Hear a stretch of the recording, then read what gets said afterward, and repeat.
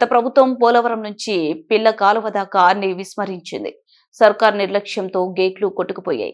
కరువు రహిత ఆంధ్రప్రదేశ్ దిశగా బడ్జెట్లో 18,019 కోట్లు కేటాయిస్తున్నాం. ఏపీలో రైతుల జీవితాల్లో వెలుగులు నింపే పోలవరం బనకచెర్ల అనుసంధానం ప్రాజెక్టుకు శ్రీకారం చుట్టాం. గత ప్రభుత్వం పెట్టి వెళ్లిన 4,600 కోట్ల బకాయిలను మేము చెల్లించాము.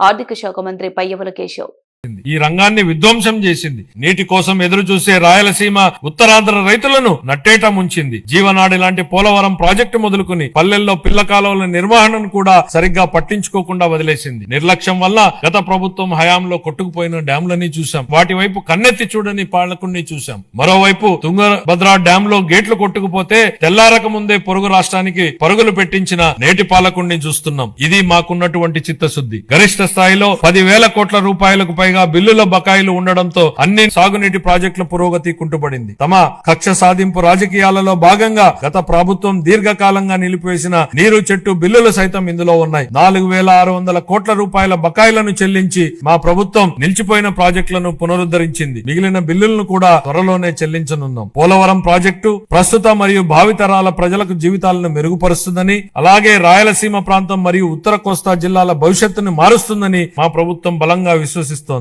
భవిష్యత్తును తీర్చిదిద్ది వ్యవసాయాన్ని పరిరక్షించి మన రాష్ట్రాన్ని నీటి భద్రత గల కరువు రహిత రాష్ట్రంగా మార్చే శక్తి ఈ ప్రాజెక్టుకుంది. మా ప్రభుత్వం ఈ ప్రాజెక్టు మొదటి దశకు గాను కేంద్ర ప్రభుత్వం నుండి 12,157 కోట్ల రూపాయలను పొందగలిగింది. ఇప్పటికి 73% పురోగతిని సాధించిన ఈ ప్రాజెక్టు 2027 నాటికి పూర్తి కానుంది. గోదావరి జలాలు ఏటా 2,000 టీఎంసీల నీరు సముద్ర పాలవుతున్న పరిస్థితి ఓవైపు, నీరు లేక ఎడారిగా మారుతున్న రాయలసీమ ప్రాంతం మరోవైపు. వృధాగా అవుతున్న నీటిని సద్వినియోగం చేసుకుంటూ ఆంధ్రప్రదేశ్ ను కరువు రహిత రాష్ట్రంగా మారుస్తూ రైతుల జీవితాలలో వెలుగు నింపే దిశగా బృహత్తరమైన పోలవరం బనకచెర్ల నదుల అనుసంధాన ప్రాజెక్ట్ ను మన గౌరవ ముఖ్యమంత్రి గారు శ్రీకారం చుట్టారు. దీనికోసం ప్రణాళికలు రూపొందించే ప్రక్రియ ప్రారంభమైంది. ఈ బృహత్తరమైన ప్రాజెక్టుకు అవసరమయ్యే 1,000 కోట్ల రూపాయలను సమకూర్చుకోవడానికి ఉన్న అన్ని అవకాశాలను గౌరవ ముఖ్యమంత్రి గారు అన్వేషిస్తున్నారు. దీనిలో భాగంగా గోదావరి నది నుండి 2,000 టీఎంసీల వరద నీటిని మళ్లించడం ద్వారా ఈ ప్రాజెక్టు సాకారం కావాలని, చంద్రబాబు గారి కలలు నిజమవ్వాలని మనం అందరం కోరుకుందాం.